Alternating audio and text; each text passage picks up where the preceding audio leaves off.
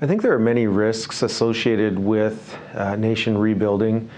Really the rapid growth, the needs assessment, the risk of not being able to mobilize your citizens, your membership, not articulating your vision adequately in order to remove ambiguity, as well as pressures from external audiences, being other jurisdictions, other governments, who may not want to see Indigenous peoples reclaiming their power.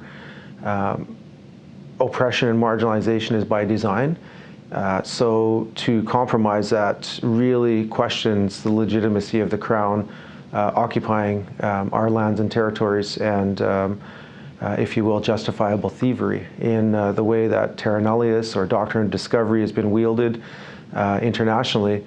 That becomes that question. So the legitimacy of governments to continue to impose their oppressive legislation towards Indigenous peoples really has to be challenged. And I think that Indigenous peoples are at a pivotal moment, as well as the general public, to mature as a society, to move beyond that archaic human versus human dynamic, and to truly try to unify, to remove the boogeyman from the bushes, if you will, that it doesn't have to be scary for Indigenous peoples to take our rightful place in our homelands. That's an opportunity for us to celebrate that our history is your history.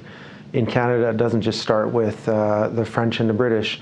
That's a huge disservice to Canadians to deny the foundation in which that country is founded on, a multitude of Indigenous nations. We need to celebrate, and I think that we've been invisible in our own land for far too long. I think Canadians and many other countries have been quite complacent on these matters because it suits the quality of life for non-Indigenous peoples to live a very comfortable life in the World Index at the expense of Indigenous peoples. So we need to correct that, and I think it's time.